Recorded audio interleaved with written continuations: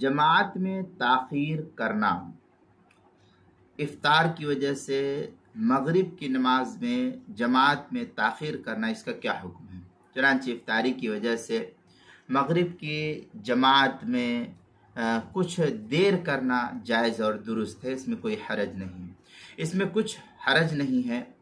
اطمینان سے روزہ افطار کر کے جماعت شروع کر سکتے ہیں، اور تاخیر کی مقدار اذان کے بعد 5-7 منٹ ہے، یا اس سے بہت زیادہ کرے تو 10 منٹ کی تاخیر کر سکتے ہیں، اس سے زیادہ نہ کرے۔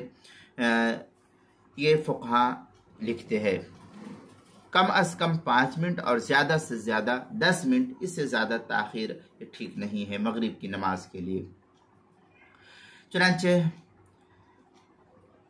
جامع الفوائد وغیرہ کے اندر ہے وَيَسْتَحِبُّ تَعْجِيلُ الْإِفْطَارِ قَبْلَ طُلُوعِ النَّجْمِ وَيُعَجِّلُ الْإِفْطَارَ وَلَا يُصَلِّي الْمَغْرِبَ قَبْلَ الْإِفْطَارِ لِأَنَّهُ سُنَّةٌ۔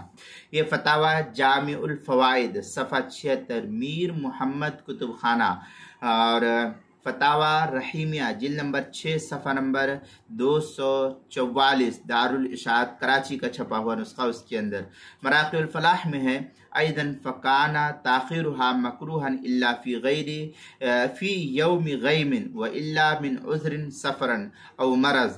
اس طریقے کی عبارت ہے مراقی الفلاح صفحہ 73، کتاب الصلاح مکتبہ غوثیہ کا چھپا ہوا نسخہ، اس کے اندر اسی طریقے سے روزے کے مسائل کا انسائکلوپیڈیا، اس کے حروف تہجی جیم عنوان ہے جماعت میں تاخیر، صفحہ نمبر 65 پر اس کو نقل کیا گیا ہے۔